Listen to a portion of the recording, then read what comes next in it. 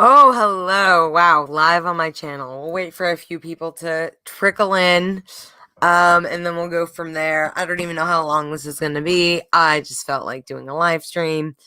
Um, I don't even know if anyone's going to join us.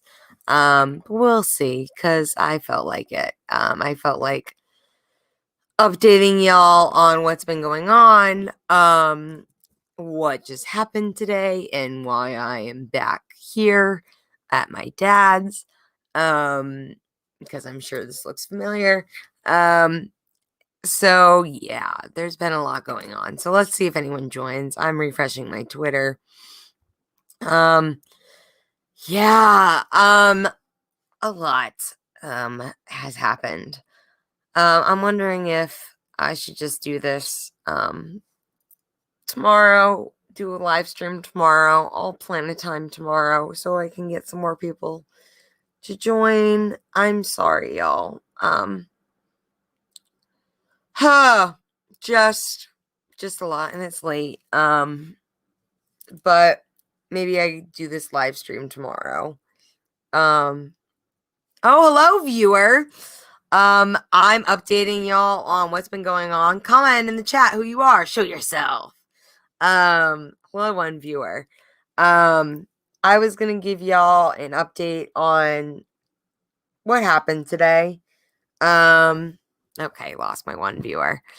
I lost my one viewer. Um, I was doing woof. This. Oh, hi. This may be sus-lib, but if you need to plan, please do. No need to sing. Ah, thank you. I think I do need to vent. I kind of feel like shit right now. And feel like a failure and feel like I'm just beating myself up, which I know I shouldn't do, but I'm going to anyways, because I'm human. So, huh, let's see. Do I have a viewer? Are you here, Xavier? Comment if you're here, Xavier. I don't see any viewers right now.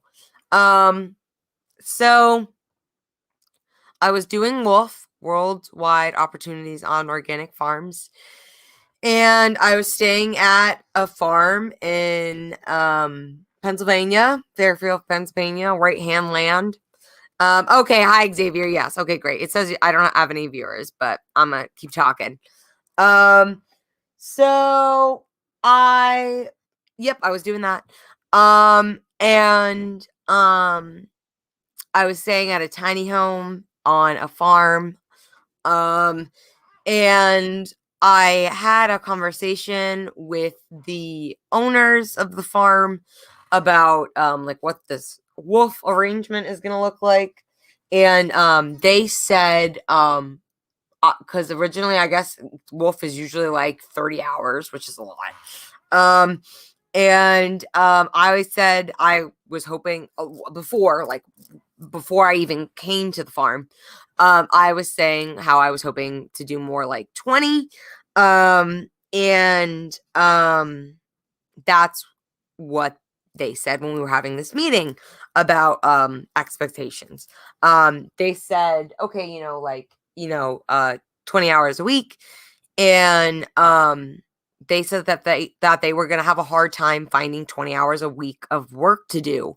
And they were already saying like they weren't part of wolfing is usually you're provided food, room, and board. And they were not doing food for me. I agree, like that's fine. We don't need to do food. So we were still talking about what this arrangement is going to look like. And at the end of the conversation, in front of the owners, I said, like, what about, if this is going to be 20 hours is kind of hard on all of us, why don't we try and work something out like 10 hours a week and, plus rent or babysitting or something. So we had this conversation. We had a conversation about negotiating what the terms of the woofing would be. And so I was under the impression that it was still TBD, that the husband and wife were going to have a conversation. Ryan and Joy, because they were like, don't talk about this on your live stream. Fuck you guys, I'm talking about it. Ryan and Joy were gonna have a conversation about was the convo one-sided? No, it didn't seem like it. It was me and Joy was there, and then Ryan, the husband, came in, and I had said that like 10 hours, what about 10 hours plus rent? And Joy, I was talking with Joy. Ryan didn't seem to be paying attention, but Joy was saying like, yeah, I'll talk to Ryan about this. We'll have this conversation and we'll get back to you about it. So it seemed like this was an ongoing thing that was going to be talked about, and we'd probably have another conversation about it again. But that it was TBD. And there was still more to be working out. We were still working out the kinks of this relationship. So they left. They went away for a few days after Christmas, and I was doing my assigned task of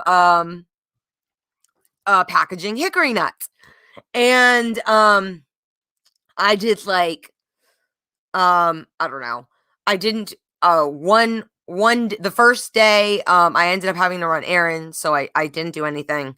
And then the next day I did like an hour or two, and then the next day I did like 4 hours, and then the day after that I did like another 2 hours or 3 hours or something. And then Wednesday, I have my podcast Straight Outta Politics with Compton Jay on the Revolutionary Blackout Network. So I told them that Wednesdays would usually be my off days. So so I was off on Wednesday, but Tuesday I did like 4 hours of work. Monday I did a few hours of work, and then yesterday I did a few hours of work. And I, again, was just kind of waiting to hear back from them about what they thought about what this arrangement could look like.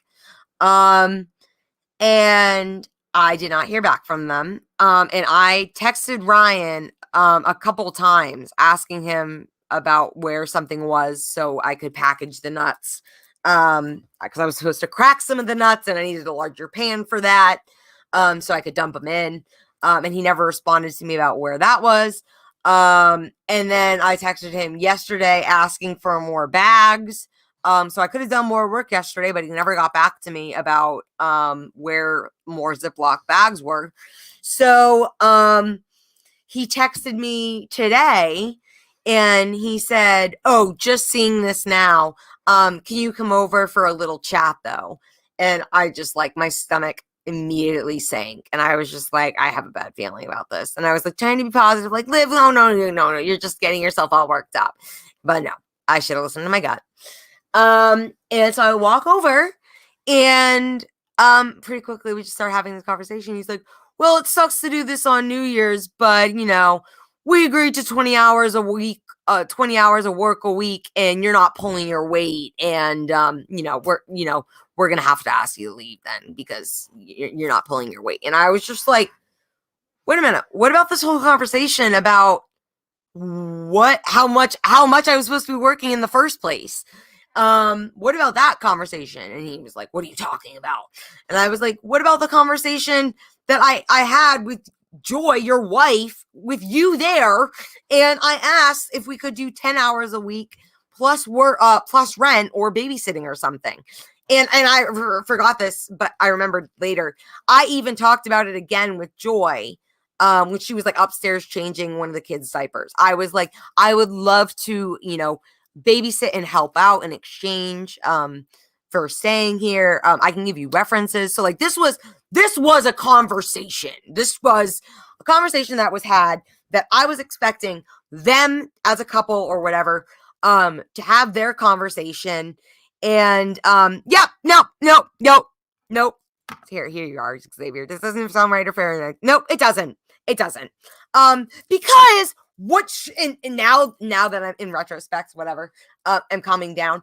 What should have been done as adults is you should have come to me and said, well, he apparently doesn't talk to his wife, and they've never had this conversation about what I had talked to them about. But if you were going to come to me and say that, like, this doesn't seem to be working out, well, maybe instead of that, you say, like, hey, we really thought it was going to be like 20 hours a week again, and kind of reiterate that and say, like, okay, today's Saturday. Could you get like 4 hours of work done, today, tomorrow, and Monday, so you can make your 20 hours of work for the week. And we can reevaluate on Tuesday, which was like the 2-week trial mark, that the end of the 2-week trial mark that we were doing.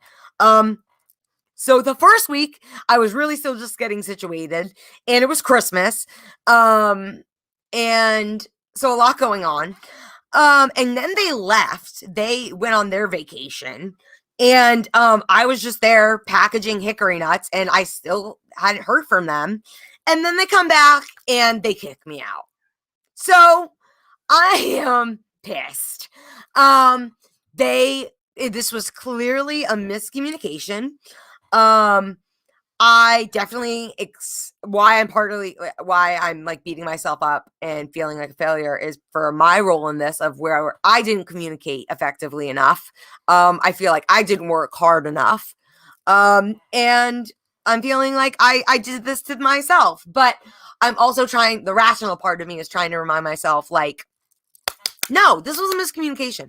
This husband and wife were supposed to have a conversation that obviously should have been had before coming to me and kicking me out. And at this conversation, the wife wasn't there. Joy was not there. So it was just Ryan talking to me, kicking me out. And so when I was saying, like, what about this conversation we had, when that conversation, I was mainly talking with Joy wasn't there. And so Ryan was just like, no, I don't know what you're talking about. I don't remember that.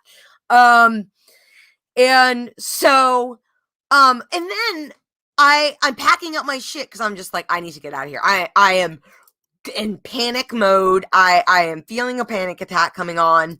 I was like just calming myself down, because they were expecting me to leave on Tuesday.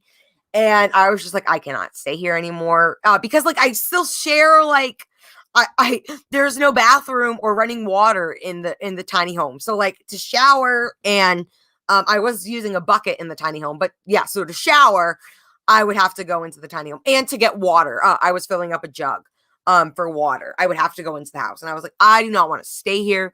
Fuck these people. I am done with them. Fuck them. So I just wanted to get out. And I had absolutely no idea where to go or what to do. Hi, babe. You want to get into bed? Hi. You want to get into bed? Come on. Come on, Sue. Come on, sleepyhead. Come on. Zulu, come on. Get up here. Come on. Zulu, come on. Good boy. Come on, sleepyhead. I'll pick you up. Okay. Sorry. Getting my dog situated. So what else? Yeah. So I didn't know what else to do. Yeah, it was horrible. It was really horrible. I am really proud of myself for calming myself out of that panic attack, though, and like being able to stay like calm, cool, and collective, and get a plan, minimal tears, and get the fuck out of there. So the wife came by, Joy came by later while I'm packing up, and I should have said, like, what is the point of this, Joy? Because you should get your ass over to go talk to your fucking husband about what we were supposed to be working on, what you were supposed to do. Because she comes over and she's like, oh, like, I'm sorry. I'm like, why this is happening? Like, I don't even know why. Like, to pity me. I don't know why the fuck she was there. I should have asked her.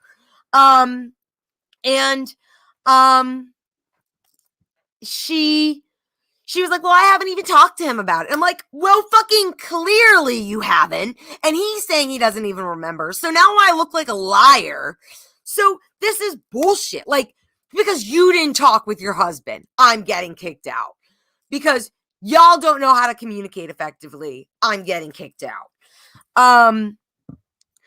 Because, and she just like was like, I was like, you should have talked to your husband.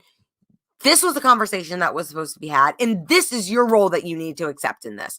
This is something that you need to accept your role in. And this was a whole miscommunication because I was so frustrated. I did say some of that, but most of it I was just like, because I just didn't have anything nice to say, so I didn't say anything at all. But I did say, this was a miscommunication.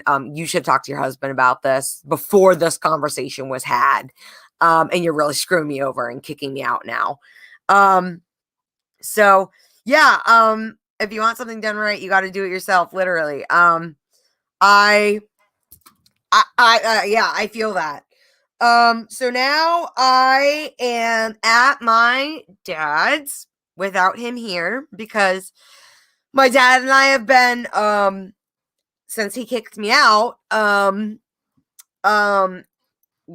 he has apparently, started seeing a counselor weekly, reading a book about bipolar disorder, which is what I have, and going to a family support group. So he's trying, and that's more than a lot of people's parents do. And I feel like I should be lucky and grateful for that he's trying.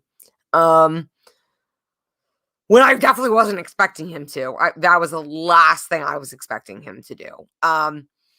Because him seeing a counselor, I didn't say it, but that was like pretty much the only thing that would have gotten me to reconsider a relationship with him, is if him to get more help. Thank you. I am safe. We are safe. We are safe and sound at my dad's. My dad is not here, but this will give me some time to regroup and collect my thoughts and make a new plan. Okay.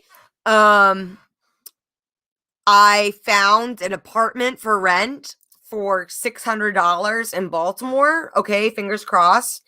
And there was also we stayed at an Airbnb in Ocean City before this wolf, and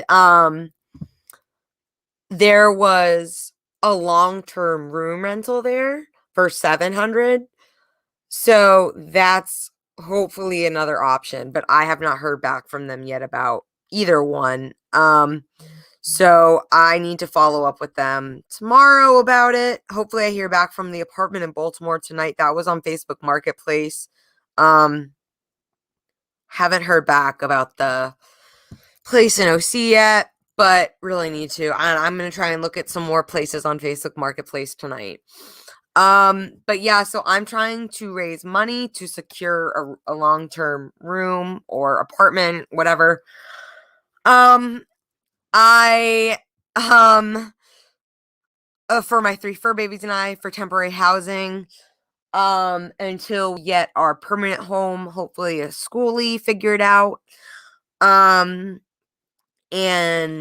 we really need help. Oh my gosh, we really need help. I am unemployed and unable to continue with grad school because of my bipolar 1 disorder, and recently found out I was deemed ineligible for unemployment benefits.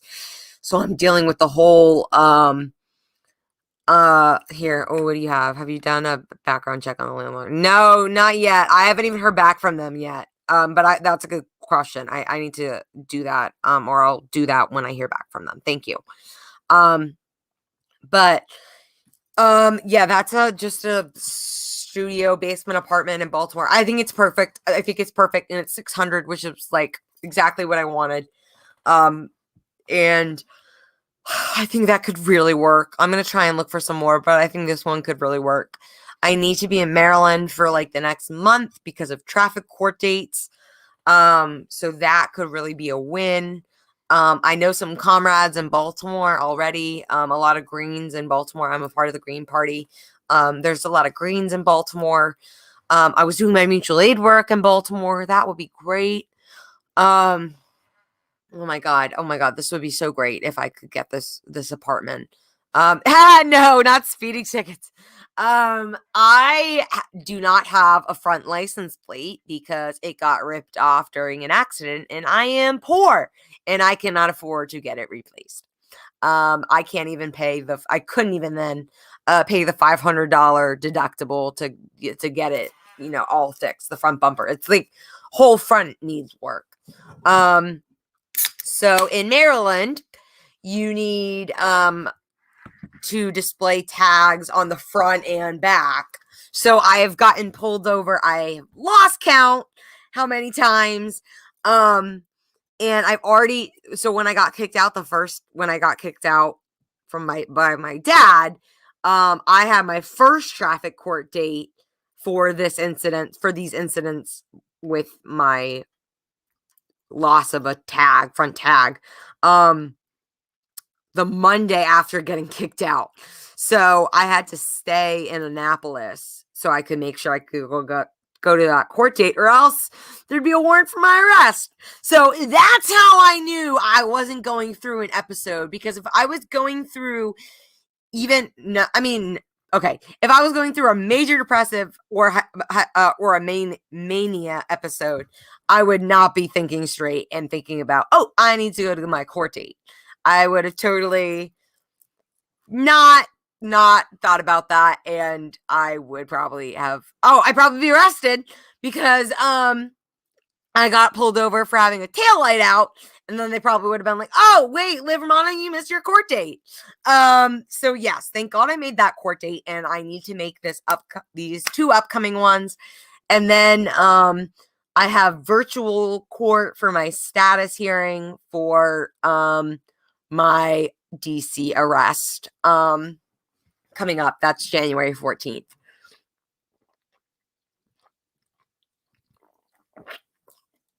So, Xavier, I think you're my only viewer right now. Is there anything you want to know? Do you have any questions for me? Questions, comments, concerns, anything? I'm probably going to wrap this up soon. I'm tired. I have some Fansly stuff I gotta go take care of. Gotta go take care of some fans. Yeah, let me promote that here. My Fansly. I don't know how to. I don't have my Fansly on my computer. But yeah, I have a Fansly.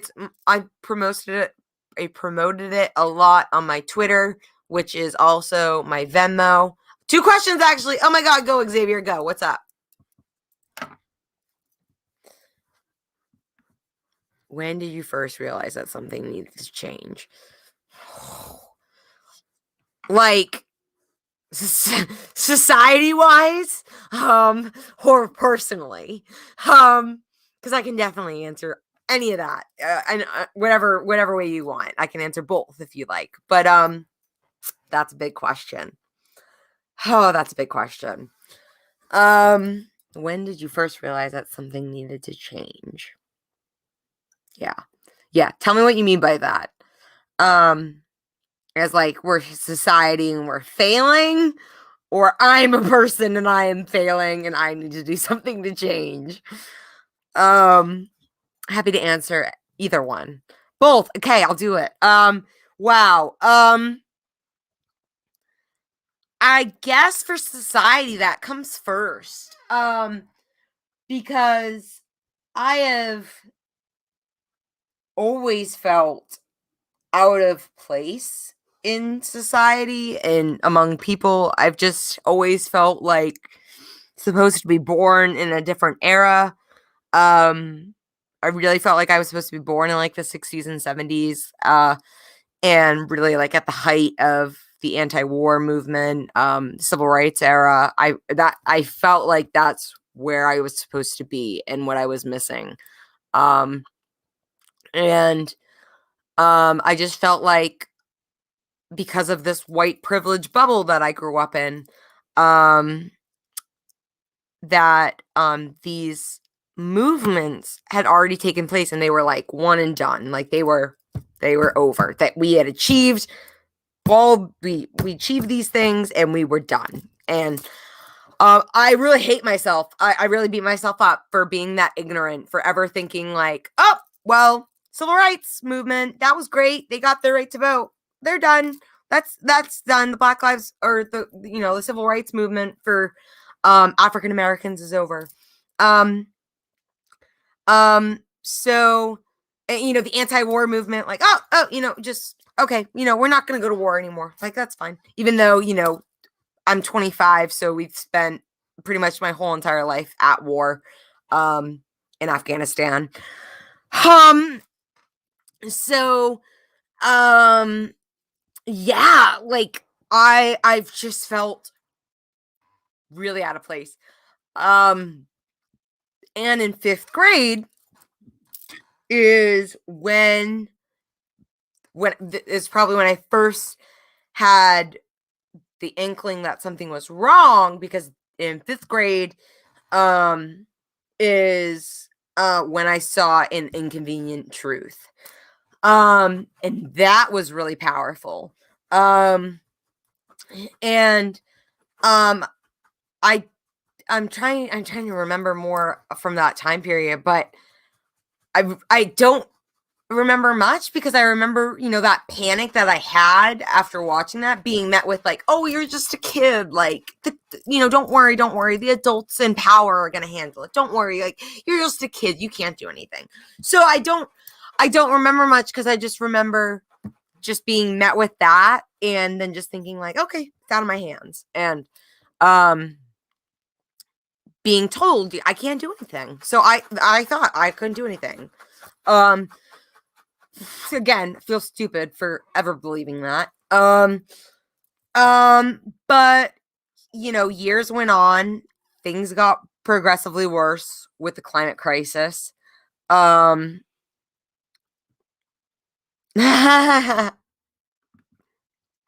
why it's important not let these gaslighters not make you eat. Yeah, don't listen to them. That's the naysayers are always there. The haters are always there. That's Mateo. Hi, Mateo. Hey, update us. Mateo has a mutual aid shout out. We gotta help him. How you doing, Mateo? Have you gotten the money you need for your car yet, for the car part?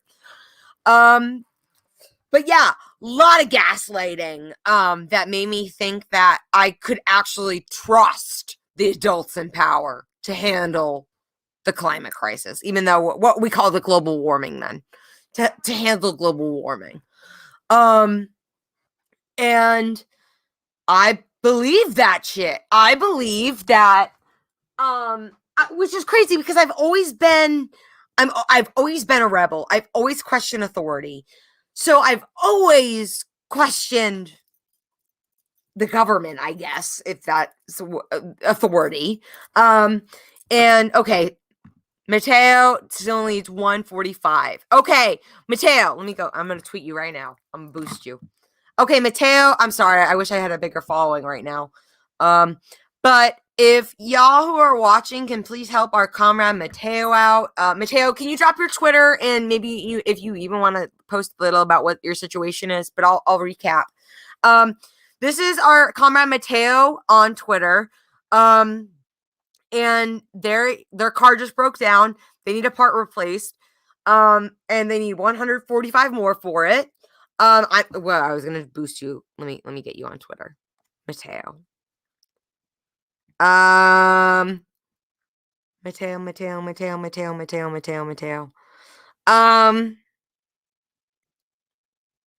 Okay, here we go. I'm retweeting you right now, babe. Yep. Okay. So here, I'm gonna read his tweet. Emergency mutual aid request. Thanks to an outpouring of support, I was able to raise $247 for my car repairs, but I was unable to fix it myself, so I had to take it to the shop. After $137 for the tow, I still need $206, and then it was his here, wait, I'm gonna rate it right now. So that, are you gonna here, Mateo, you do it. How to pay you. Drop your links right there. And then Mateo tweeted earlier, I've gotten $20 so far. Thank you, everyone. Still quite a ways to go. This really threw me for a loop. Anything helps. Thank you all again who already donated. So that's follow Mateo on Twitter. Donate, share if you haven't already. Mateo, I want to donate again when some of my Fansly money comes through. I know you probably can't wait that long, but I'm hoping tomorrow. It's not going to process tomorrow. Tomorrow's Sunday. Monday, I'm hoping I can donate a little to you. More than I already have. But yes, please follow and help Mateo. And if anyone else watching right now has a mutual aid shout out, drop it in here. Let us know. Let us help you. Let us get you. But let us know. I am. Oh, you're welcome, Mateo. Mwah. Love you. I am crowdfunding for an apartment right now or a long-term room for my 3 fur babies and I to secure temporary housing. You can donate to my Venmo or my Cash App. My Twitter is also my Venmo. You can follow me on there where I am most active and I am posting about my situation and keeping y'all up to date. Also keeping y'all up to date on hopefully my mutual aid efforts, which I can get really back into. If I can get this apartment in Baltimore, that would be dope because I could really get back into my mutual aid efforts back then and get temporary housing, and be around a bunch of comrades. Hi, babe. And I think that would be a really good place for me. And it's $100 less than the long-term room in Ocean City. So I'll take it. And the long-term room in OC, it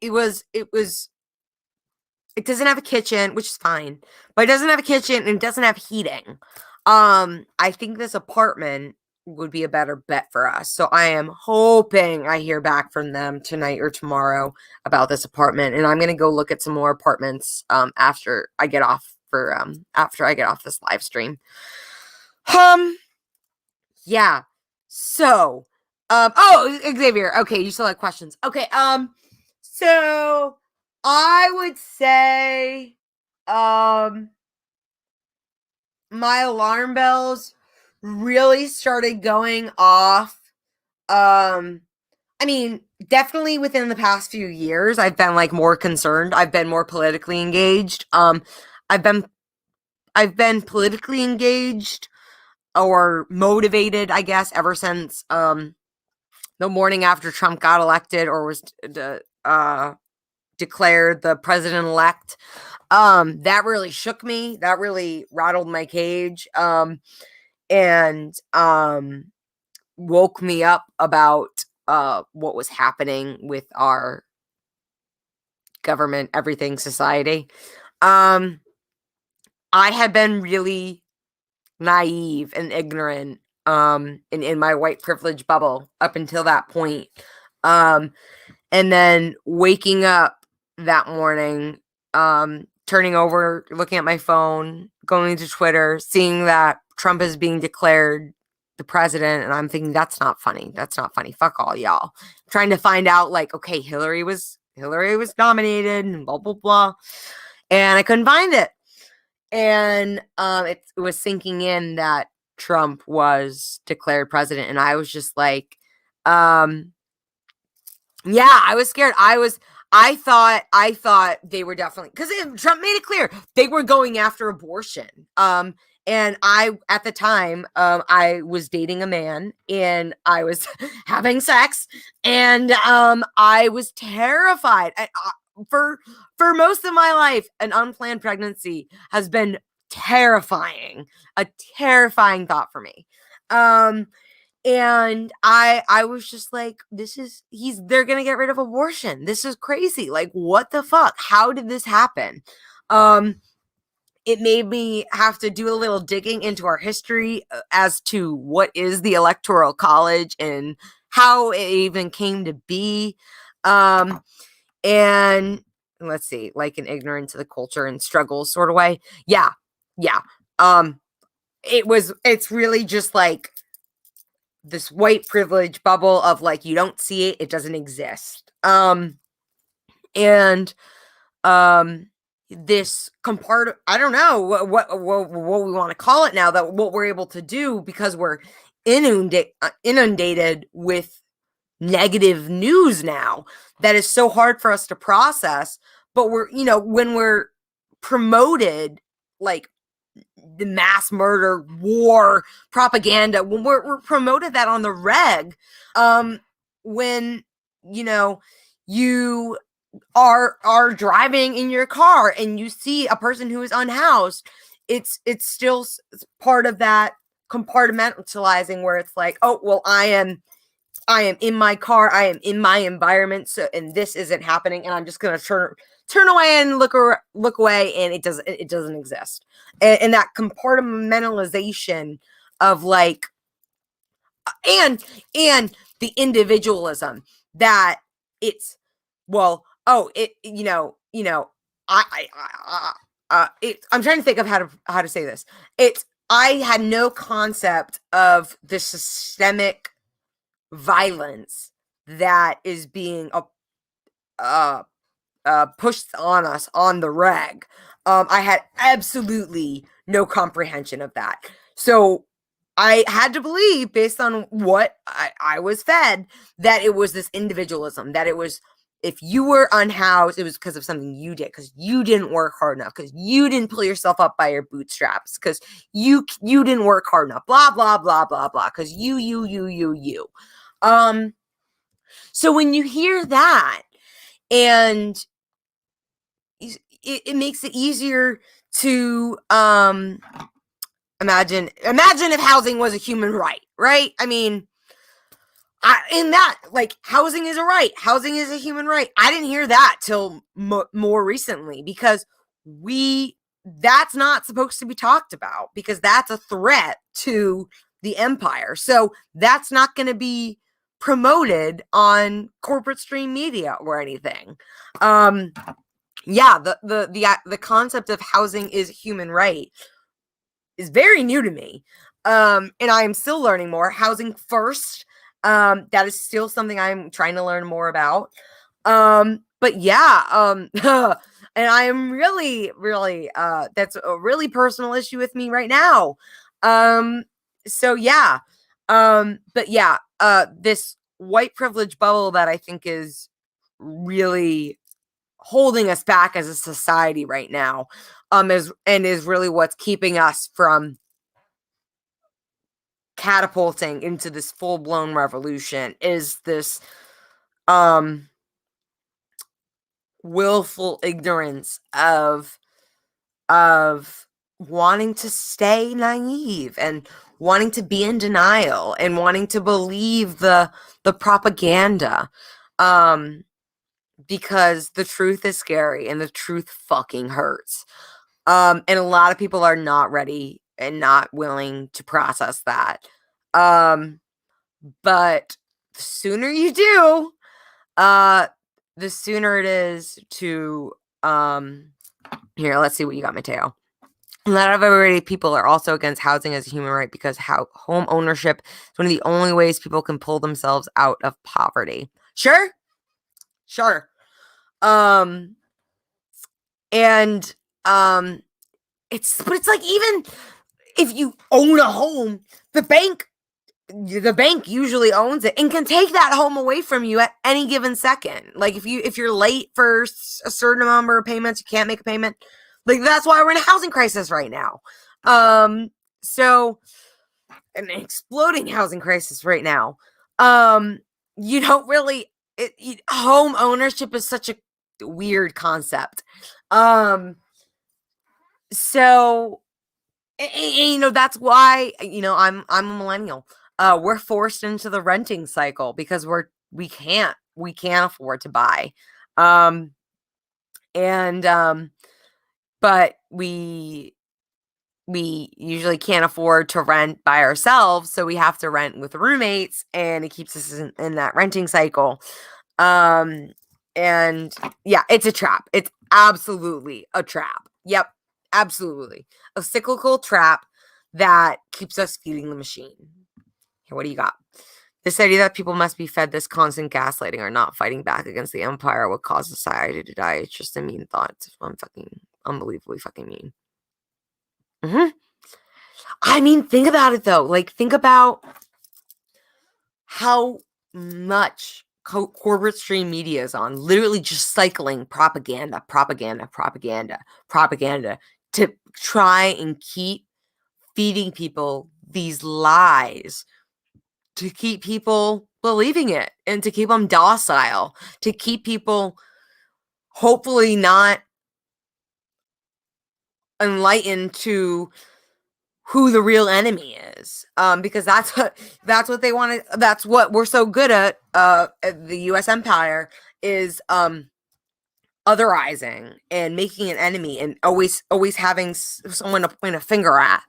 And that's what they do with corporate stream media. They always want to point fingers, Russia, China, instead of holding up a mirror at ourselves and saying, like, what the fuck about us? And that's why I think you hear a lot of people when you try and like bring up actual criticisms of the US empire, and you're just met like, well, what about China? But China.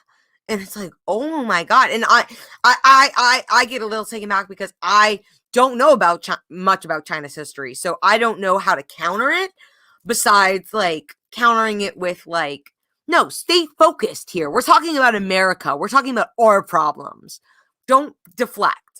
But I would love to learn more about China. What I do know is that they have had they've handled COVID a hell of a lot better than we have. And they have now surpassed us as the richest nation. So that says a lot. That says a lot. And I believe they're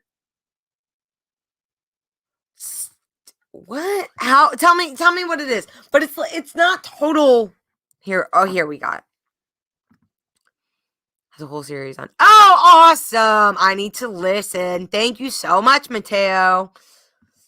All this carnage for the service of what? The tyrannical process of keeping you desensitized to the struggles. That was desensitized. That's another great word I was trying to look for. To the struggles and incapable of human understanding that perpetuate the most that LGBT people in this. Yep. Thank you, Mateo. I appreciate it.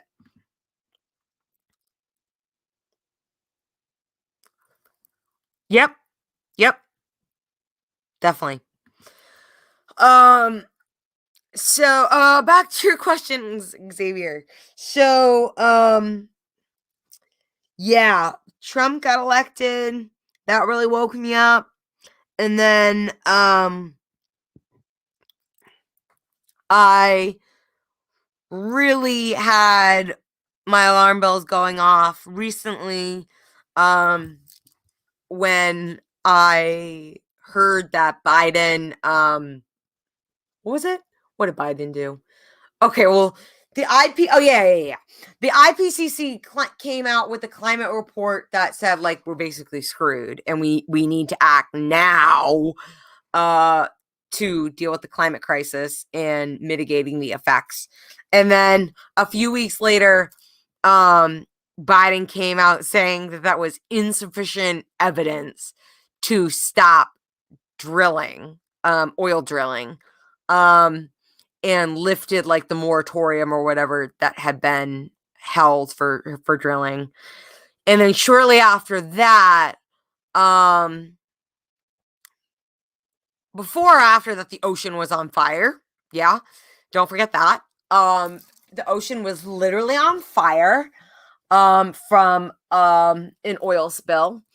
And then after that, there was I read an article about declaring like 22 species of plants and animals extinct, and there was a list of like ones that are been like moved to like critically endangered now. And it was saying that all these other animals are on track for extinction and that humans are not far behind. And then there was another article saying bats, butterflies, and bumblebees are set to become extinct in the next decade. And I just plummeted. I was getting really depressed, and I was just like, I was in grad school at the time, and I just slowly but surely came to the realization of fuck school. What the fuck does my degree matter if the world is ending? Fuck this shit. I need to do something. I need to do something. So I took an excused withdrawal from school and started focusing full time on my mutual aid efforts, on our mutual aid efforts.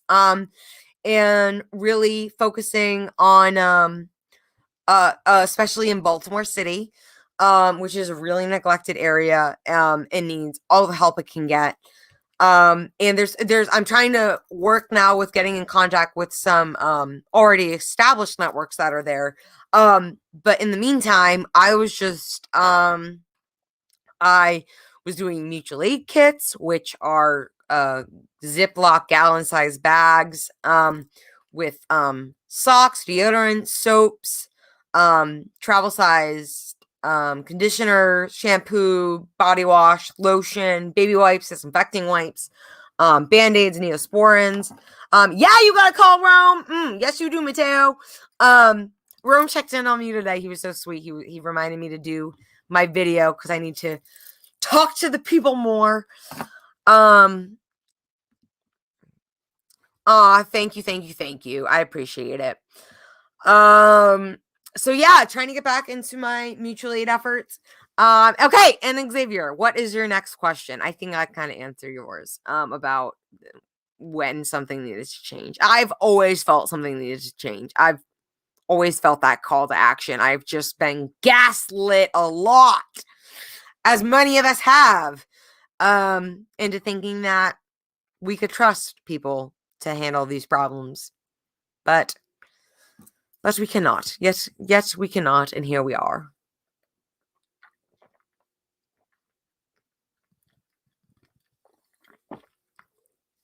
Oh my god, it's 9:30. This is way past my bedtime.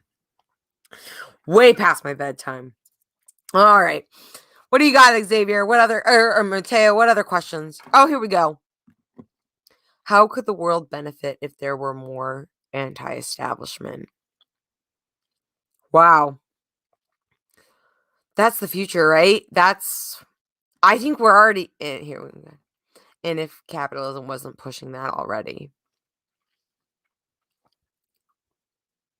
What do you mean? How could the world benefit if it were to be more anti-establishment? If capitalism wasn't pushing that already. What do you mean if capitalism wasn't pushing that already?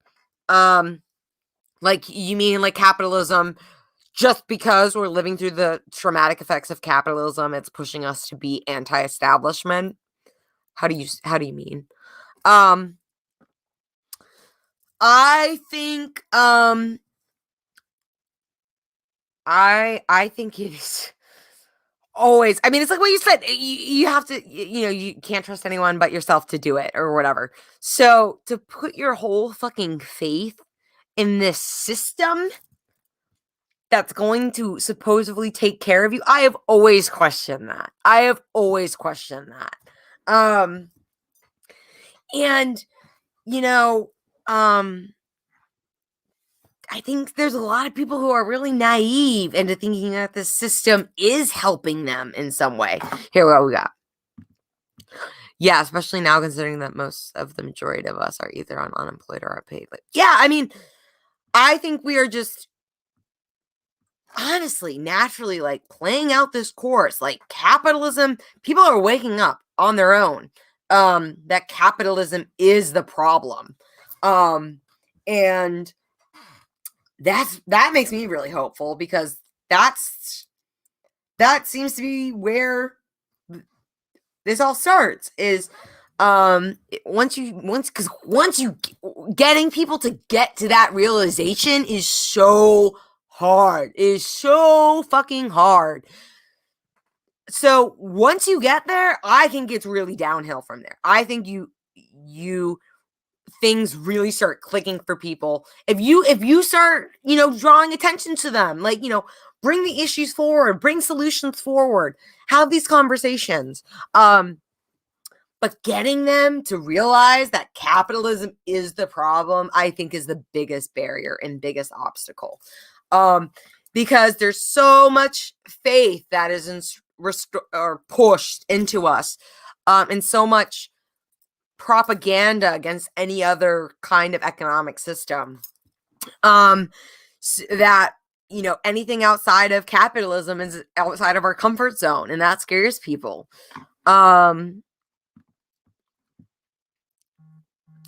Yeah, there's a lot of fear. People are afraid, especially a lot of white people feel like they're gonna lose something, especially with this Black Lives Matter and land back. Like, okay, well, the thing I hear from a lot of white people is like, well, what are white people gonna lose so they can gain? I'm like, okay, never should have had it to begin with. Let's talk about that. And if it was never yours to begin with, maybe we should reevaluate. So really getting people to see what the problems are and what they're rooted in and who the enemy is. Cool. Once you get past that, easy breezy. I think that's when you can start I think you start having more of a very fluid conversation once that obstacle is overcome of addressing capitalism, and even more specifically, when they can start to address that the U.S. empire, which is the main proponent of capitalism, when you can get them to identify that that's the problem, you're there. That's a big win. That's a big fucking win. But yeah, people are afraid to fight back out of fear. Naturally. I think that also speaks to a lot of the naivety, the naive,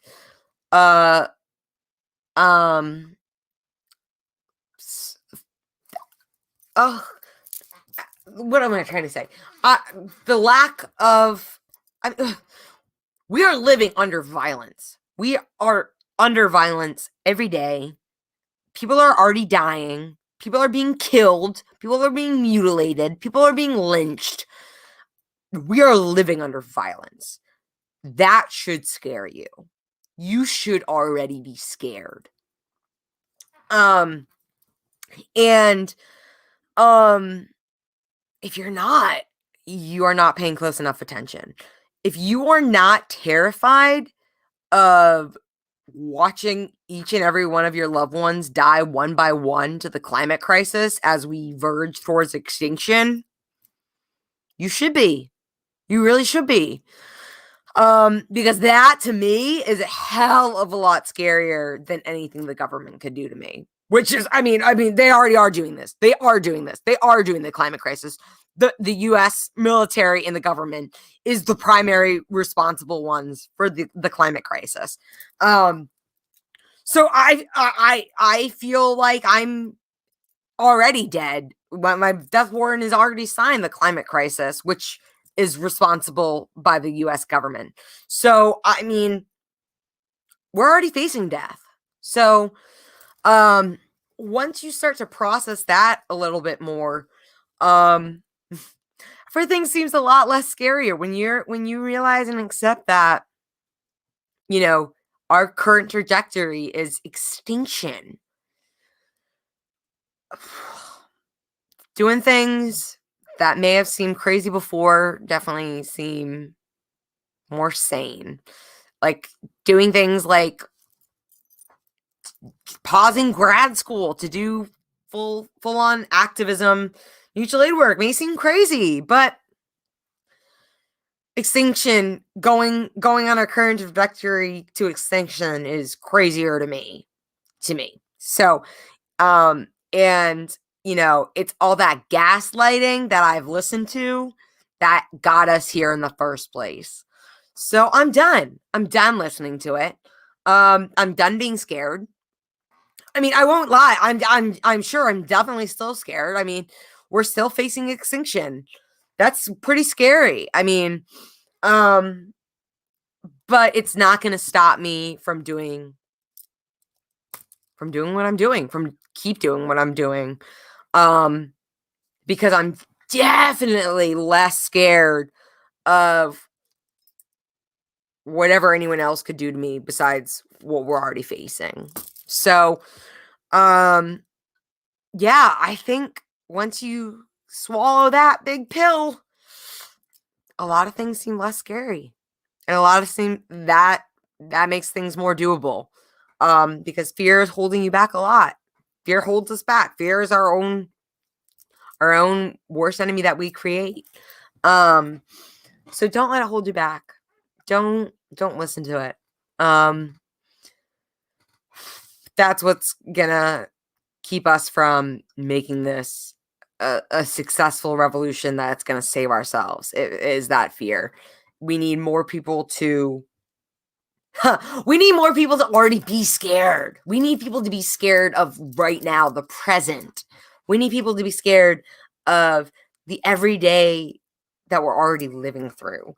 And I think a lot of people, especially people of color, are already have been awake to that, begging, like, wake the fuck up, other people, mostly white people, white liberals. Wake the fuck up, because we are dying. We are waiting on you to wake the fuck up to get behind this movement, to make the change that we need.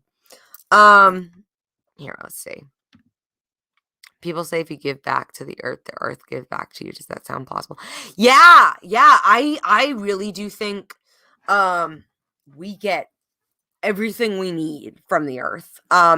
And if we focus on regenerative forms of care, especially when we're working with our earth, then we will get more than enough than we need. Yeah, I mean, Mother Earth gives us everything we need. I mean, and humanity can navigate the rest. But I do believe, we get water, we get food, we can make shelter. Those are the big things. And I think we have taken for granted so long. Well, it's all I'm thinking of is capitalism. It's the problem. Because of it, we focused for so long on degenerative practices that are taking away and killing the killings. Oh my god, Turo, you're such a troll. No, I don't want to talk about you. Go away, Arturo. You're such a troll, and I don't even want to address this because I don't like giving trolls any energy. But you're a troll, and I'm definitely happy to call out trolls if I have to, especially if you're coming on my channel right now. I'm happy to pull up the fact that there was a record high in Alaska. Let me pull it up right now. Record high temperatures in Alaska. 100 degrees Fahrenheit. According to Travel Alaska, no, that's the Fort record Yukon holds the state's high temperature. Alaska hits 4 days ago. Alaska hit 67 degrees, setting new December record. That's from the Washington Post. Do you need me to send it to you, honey? Yeah. Alaska hit 67 degrees. Yeah, you need it. You need me to send it to you? Yeah, honey. And what is this proving? Kodiak smashed its previously monthly record by 20 degrees. Meanwhile, other towns are experiencing anomalious rain. There you go. Look it up yourself. Why couldn't you do this? Why did you need to come on my channel and just try and troll me out here? So stupid. So stupid. Okay, I'm just going to ignore. Just going to ignore and carry on. Xavier, what other comments or questions did you have? Oh, whoa, that's my code. That's. What other comments did you have, Xavier? because I'm not giving trolls any more of my energy. I don't do it.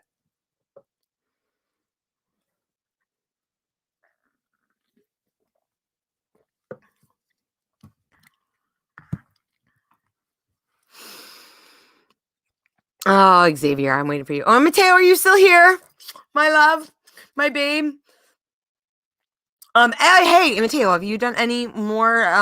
Oh, your car's broken down. But are you hoping to do any more mutual aid? Have you done any mutual aid? Update us. I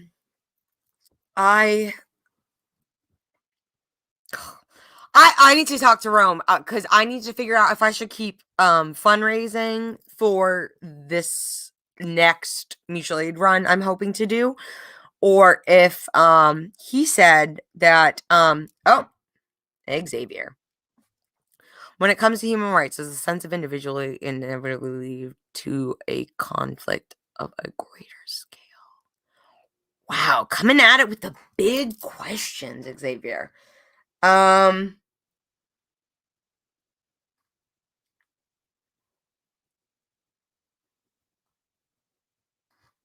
Yeah. Short answer, yes. Yes. Absolutely. Because the greater scale is about the collective, is about us. And if you're so focused on that individualism and me,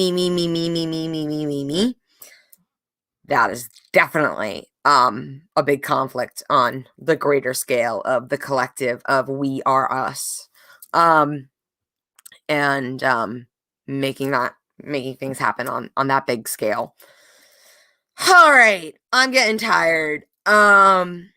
Any other questions, comments, concerns? I got some work to do for Fansly, for my fans. If you're not already following me on Fansly, you can follow for free. And I'm running a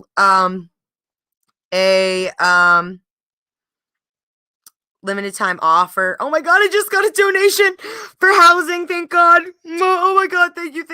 I'm gonna cry. Oh my god. Yeah, I'm running a limited time offer on my Fansly for $3.